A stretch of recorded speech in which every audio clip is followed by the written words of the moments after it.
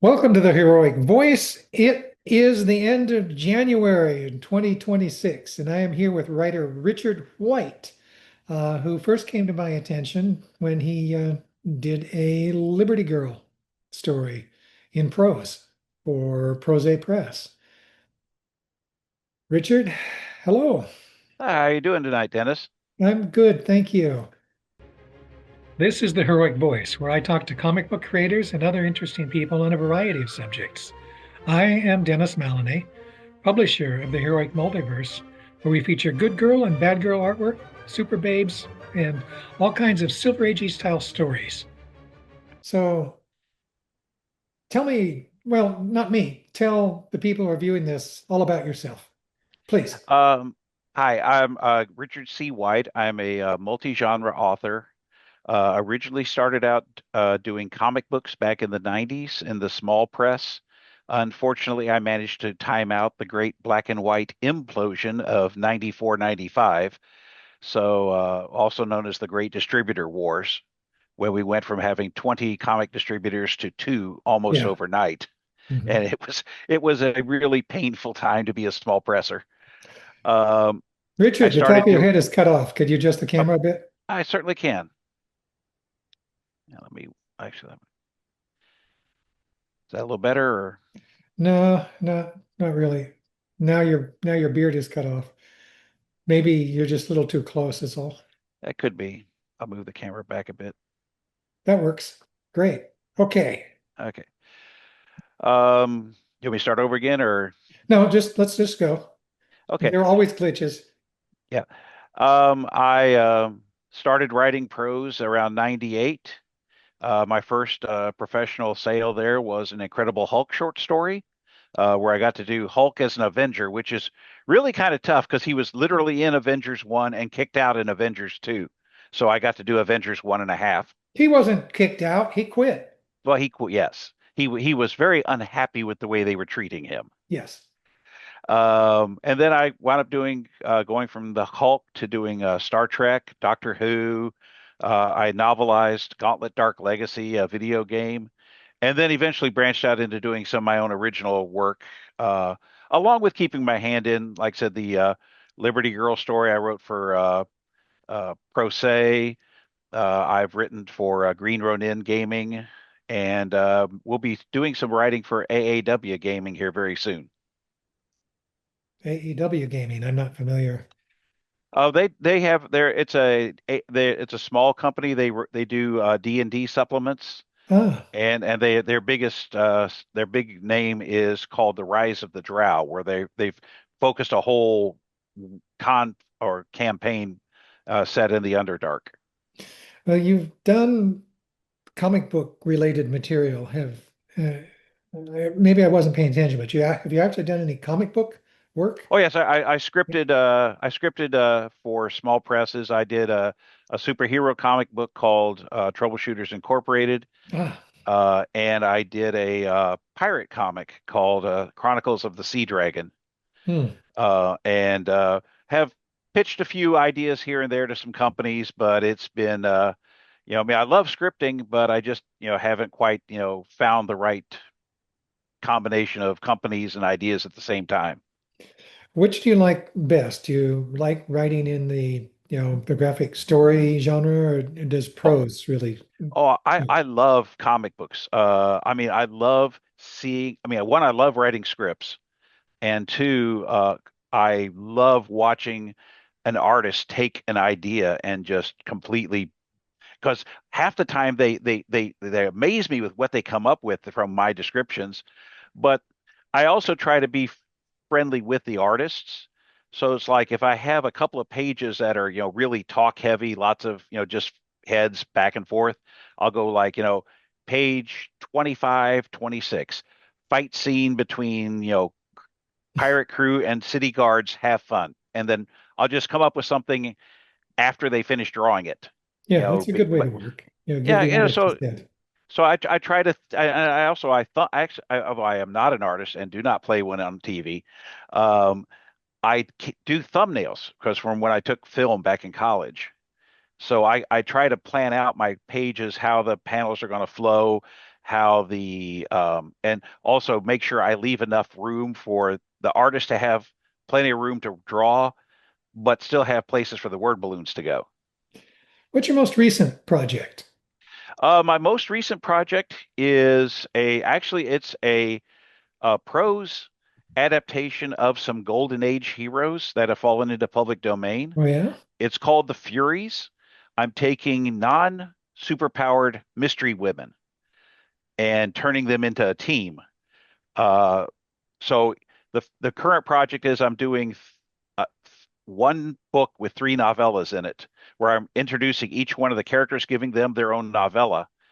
And then the third book in the series will be when I bring all six of the characters in together. So I kind of calling it my own MCU. You know, I have my Iron Man, my Hulk, my Thor movies, and then I do the Avengers. Because since these characters are 80 years old plus, a lot of people have probably forgotten who they are Never knew who they were. or never knew who they were. So I want to give each one a little chance to shine before you know, muddling things up by starting a team book. Hmm. That's kind of cool.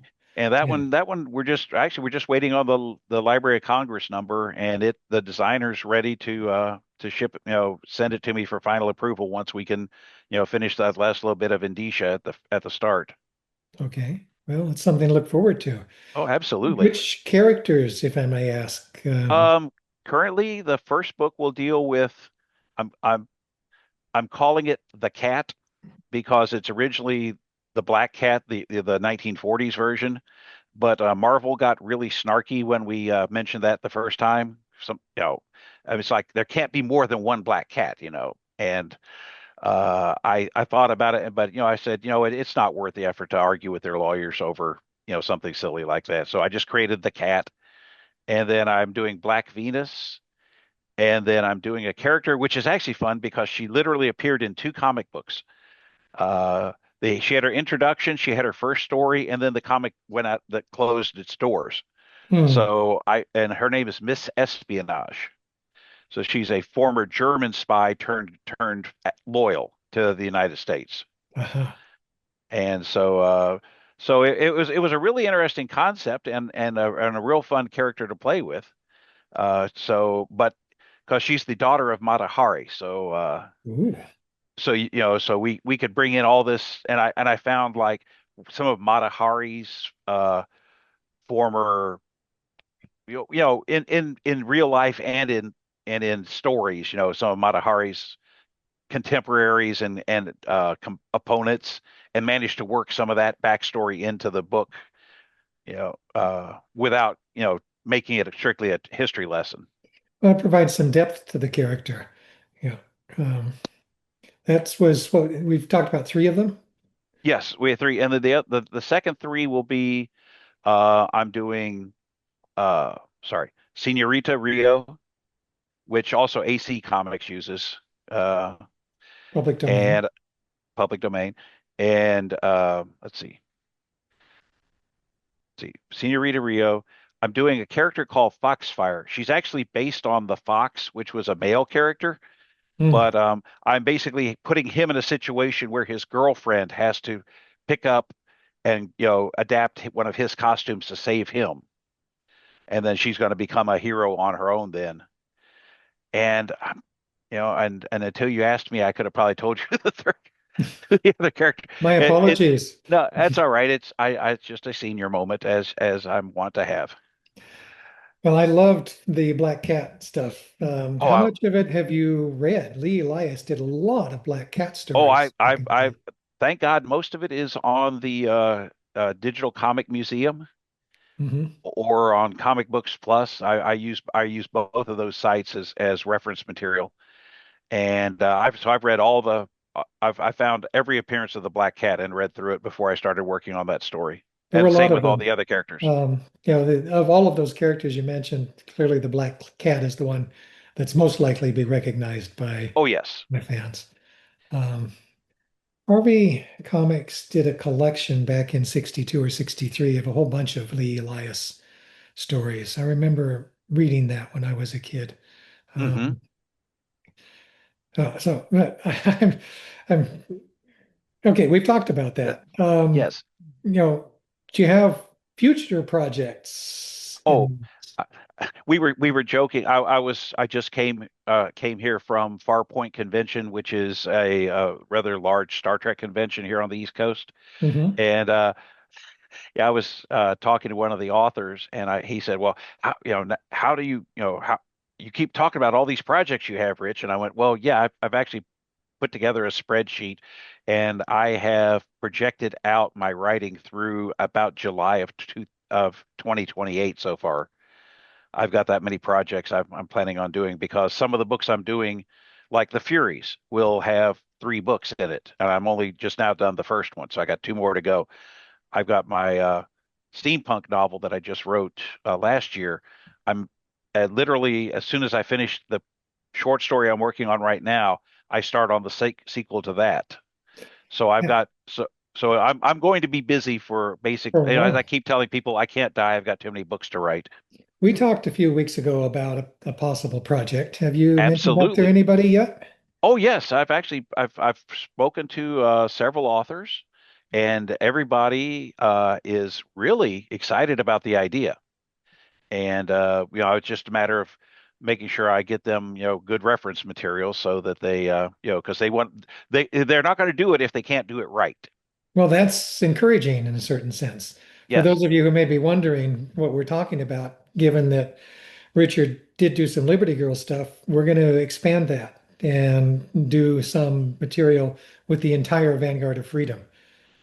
yes. Prose prose stories featuring, those characters who have not had much exposure in comics. Mhm. Uh, And I've talked to some of the prose authors who had done some of the heroic prose earlier. They've done either Liberty Girl, or I think they did a cut. There were a couple other Flair. characters that they worked on. So Yeah. they're all really excited to come back to work on that again. And then I've talked to a couple of authors who have both comic book and prose and comic book prose writing. So they've done Barry Reese. Have you Barry mentioned his Reese name? is one. Michael Jan Friedman. I spoke to Oh, him today, and he is really excited about the concept and would love to be involved in it. well, I'd be And glad to have him. And so he was just asking me, to give him a rundown on what characters would be available. And I told him everybody but Melinda, or not, Miranda. Miranda. You want Miranda. I want Miranda. Yeah. After our discussion about her background, I'm like going, oh yeah, that would be a lot of fun to write. Oh, it'd be good to get that out there. It was just Absolutely. so everyone has such limited bandwidth, and there are so many stories that I would like to tell that I've just not been able to. Hmm. Um, so there was something else that I was thinking about, and I apologize. My Well, brain is wandering. Another. well, that's all right. Well, another one I hadn't had a chance to discuss with you yet, but I Oh, know once upon a time, Prose had approached us about the possibility of doing something with Chrissy Claus. yeah, that would be cool. Santa's And little I elfin would and I granddaughter. was thinking about maybe either a full, anthology, or maybe a short anthology, maybe just like 3 or 4 short stories Hmm. that we could try and get out in that maybe I could get out in time for Christmas of next year. Next year, yeah, not this year. This Not one, this year. This one will be the Vanguard. yes. But if I can get, I thought kind of a seasonal, maybe having either her do something with some of the characters who appeared in her own comic, or maybe have her do a tie-in with. I saw there was like the one Chrissy Claus icicle story and some other things like that. So Well, Chrissy Claus has met Flair. as Um, Matt Flair, and yeah, so I think there, but I think 3 or 4 kind of Christmas oriented stories that we could maybe release right around Christmas would go over very well. that'd be great. There are a couple of different approaches you can use too. I mean, Chrissy exists in her own world, right? Hmm. So you tell stories about Chrissy Claus and her friends in the world they live in. But it's also the case that in the Champions universe, Chrissy Claus is a fictional character who was actually created by Icicle. Yeah. Ah, okay. And Icicle is currently in the heroic universe, starring in The Adventures of Chrissy Claus on the CW every Wednesday evening at 8 o'clock. Oh, very cool. So you could also approach it from that angle, right? I will definitely have to check that out because I somehow that one had slipped under my radar, so I will make sure to try and track that Well, down. Icicle appears as Chrissy Claus in Liberty Girl number 6. Um, so maybe I should just send you that PDF. It would be fantastic. I will do that. But we're really getting deep in the woods of heroic publishing stuff now, which is not what I normally want to do. Sure. Let's get back to you, right? What have would you like to do that isn't heroic publishing stuff that you haven't been able to do? Um, I'm that that's a good question because like I said I tend to write very wide. I have written sci-fi fantasy. I've got a mill sci-fi novel that I'm starting to shop around right now. I also write what I call fantasy noir, which is if you think about your hard-boiled detectives dealing with werewolves, vampires, ghosts, things like that. But unlike, say, a Dresden, which is set in the modern day, mine is really an homage to the old black and white movies, radio detectives. So it's got to have that really late 40s, early 50s, grungy feel to it. And that was I've done a couple of collections. Now I need to sit down and write the novel featuring my detective on that one.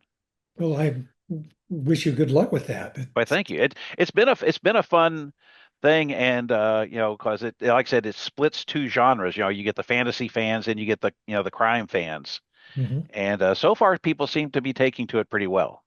That's great. People who would want to keep track of what you're doing can find you where on social media? I can be found on my website at richardcwhite.com, all one word.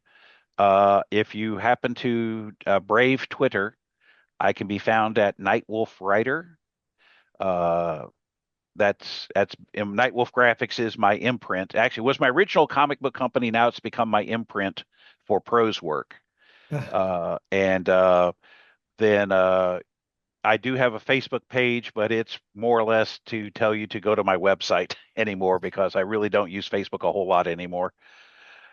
It's there's only so much time and way too much social media to cover. yeah, yeah. So, because everybody says, "Oh, why don't you have a Twitter or why don't you have Instagram? Why don't you do this? Why aren't you on Pinterest?" I'm like going, because I actually would like to write. Yeah, well, I use social media only to make announcements these days. That's basically it. Right? If there's Hmm. something new, I'll just let people know about it. But Yep. Well, one of the reasons I'm still primarily using social media is because of my other position. I'm a member of SIFWA, the Science Fiction Fantasy Authors Writers Science Association, Fiction Writers Association. and I am a member of Writer Beware, which is the SIFWA's anti-scam committee. Uh-huh. So I do a lot of the well, not I don't do as much on social media as Victoria Strauss does, but I'm the person who does a lot of their convention appearances and does talks with people to help them of, how do you I don't tell you who to go with because that's a very personal decision, but I try to point out the red flags. If a publisher is saying this, if a agent is saying this, if some editor is saying this, you know, maybe you need to slow down and think about what you're doing because, there is a severe market of people out there trying to separate authors from their money. Oh yeah. Yeah. And Yeah, and I was and a the member trouble of is, SOFWA for quite a while, but I let it lapse. Um, maybe I shouldn't have, but well, I mean, I understand. I primarily, I won't say I primarily stay with it because of Writer Beware, but it certainly is a Writer Be. I want to support Writer Beware, and by being a member of the committee or being a member of the group, that makes it easier for their lawyers to, because scammers don't like us, and they do like to sue us quite a bit. no, no. Because they figure if they can drive, they keep thinking, if I sue you long enough and hard, eventually you'll go away. Hmm. Advice. Do you have any advice for people who want to enter into comics or, simply want to find a place to have their prose printed? Um, Pros, there's two different. I mean, you really need to kind of make a decision if you want to be a traditional published or trade published author, or if you want to be independent. Both have their advantages. Both have their disadvantages. I mean, let's face it, if you want to be an independent publisher or published author, all the money's coming out of you. You Hmm. know, so you need to go into it with the idea of not only being a writer, but it's a business. You got to figure how much am I willing to spend? How do I know when I've spent enough? Because sometimes you just got to cut bait and say, okay, that maybe this wasn't the right time to get into it. So, Spreadsheets and a background spread in accounting. well, it certainly doesn't hurt. And also, doing a little self-awareness of what exactly do I want? Because again, there's an advantage to going to trade, but then again, you got to deal with agents, you got to deal with publishers, you got to deal with the timeline, editors, you don't always get a choice in your cover, yada yada. But the money's usually pretty good once you get through all that.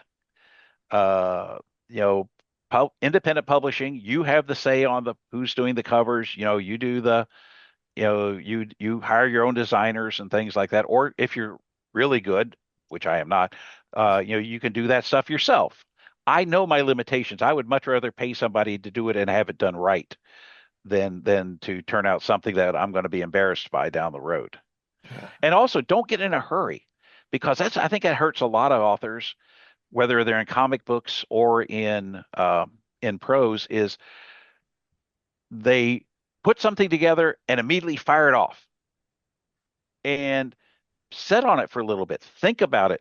Go back, do that second edit. Even if you think you've edited it enough times, look at it at least one more time and then know where you're sending it to. Obviously, don't send, you know, Marvel and DC are not going to just take stuff over the transom if you're trying to get into that. They have specific ways to try and get in there. And a lot of it is sometimes who did you meet and who recommended you to the editor? Because they get so many people trying to get in.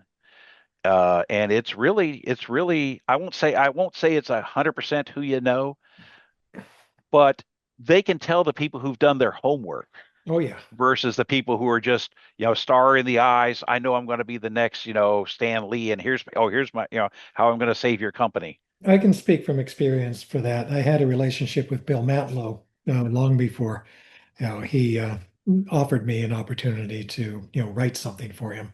Hmm. He was doing Daredevil at the time, and he wanted ideas. So that was how I got my foot in the door at Marvel in particular. So yeah, it's often a case of who you know. Yeah, and I'll be honest. Like I said, I gotta tell people, I'm should be held up as the how not to do it to get into writing because, like I said, I started out in the small press, and I had a gentleman whom I had met literally through an ad in the Comic Buyer's Guide because I had bought his little digest comic, and he wound up becoming my letterer. Hmm. Well, later on, when my comic went belly up because again, bad timing, he had gotten a job to do comic books for a publisher. And then he wound up getting when that didn't really work for that publisher, the publisher liked his editing, so they moved him over to their media tie-in line. And then an author dropped out of a book. So Steve gave me a call and said, "Hey, Rich, do you like the Hulk?" First off, if an editor says, "Do you like?" the answer is always yes.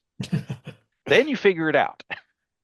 But he goes, "We had somebody drop. It's a rush. It's kind of a rush job. Could you do a 5,000 word story on the Hulk?" I said, "Sure." But now, just because approached me, I still had to actually write up a synopsis, and Marvel licensing had to sign off on it. Because actually, my first pitch they rejected, but because they liked the concept I had, that's when they said, "Could you do the Hulk as an Avenger?" To which, of course, I said yes. Well, And so it was just literally, it was serendipity. But again, it's also being available and again, not saying no. Because if I had told Steve, nah, I'm not really interested in the Hulk, I probably would never have gotten into doing any of the other writing I did. we don't have much time left, but bringing up the Hulk like that in your particular take on it, and Marvel asking you to do him as an Avenger, kind of Hmm. brings up a question for me because in the original six-issue Hulk series, it was completely scattershot. Stan Oh, and absolutely. Jack didn't really have a clear picture of what it was they wanted to do, right? Hmm. And the Hulk probably would have just faded away if there hadn't been a need for a book to fill the slot that Bill Everett being late on Daredevil made available. So, as far as I know, and I never actually got confirmation on this from Stan or from Jack, it was just, Stan, Jack, we need a book. We need it quick. And Jack going, okay, why don't I just put a bunch of characters that I've done together, right? And, you know, Thor, Iron Man, Ant-Man, and oh yeah, the Hulk, The- right? If yeah. that hadn't been there, I don't know that the Hulk would ever have come back. No, and the funny part for me was when I was doing when I was doing my Hulk, I wrote the first pitch for it, and it got rejected, and I had to redo it because the publisher had licensed all the Avengers Hmm. except Thor Aha. because Thor was a false god. Therefore, he wasn't going to license Thor or any Oh, of the Asgard. So principles. now I'm trying to do a Avengers story with Iron Man in his old armor, Wasp, Ant-Man, the Hulk, who gets depowered partway through the story against a Doctor Doom robot. That And is I'm strange. like going, how do I not have I need somebody who can actually fight this robot. And so we had to come up with a completely different way to defeat the robot than I was originally going to Ah, because I'm like, well, what do you mean I don't have Thor? He's one of the starting Avengers. Nope, can't use Thor. well, Thanks. the point I was getting to was later on, after the Avengers appearances, after that appearance in Thor, and discovering that the Hulk was actually quite popular with fans. Stan approached Steve because Steve Ditko was working on Spider-Man and Doctor Strange, and Stan wanted him to do a third one, right? Hmm. So they batted some ideas around.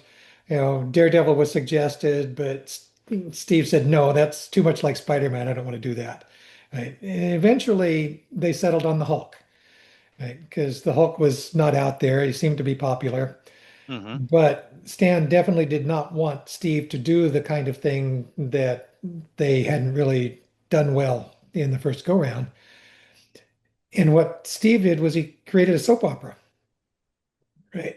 That Oh, yes. that run of Steve Ditko stories in Tales to Astonish was basically a soap opera. And yeah, so finally what I'm getting to is when you were asked to use the Hulk as an Avenger, what were you thinking? What kind of Hulk? Who was the character that you had in mind? He was, I said he was, at least at that early point, he was still relatively articulate. So I could get away with, he was just more of a kind of, I hate to say it, but he was a bit of a bully. Hmm. He was, kind So of the rough Hulk. oh yeah, he was kind of hedonistic. He was, all about, I'm the strongest there is, so, I really don't care what you all think. And and then when I flipped him over into Banner partway through the book, Banner's like, oh my gosh, now this is not something I can just, since he didn't have the Hulk strength, I got a chance to actually show off Banner's brain as well as Hmm. the Hulk. The Hulk was handling the fighting in the first part, so he's and bragging, and he's very being braggadocious and everything, and oh, you all puny Ant-Man, stand back because I don't need any help from what are you gonna do, poke him in the eye or something. And then Banner has to come up with, oh my God, now I've got to actually figure out a way to help the Avengers who are now available, defeat this robot. All right. Okay, that answers my question. Thank you. You're welcome. Any last comments, observations, something that you want to say to people out there? Oh, like I said, I'm like I said, I've been a writer most of my life, and I've been a comic book fan almost as since I could read. And I think my first comic was X-Men 12, with its first appearance or the with the Juggernaut. Uh-huh.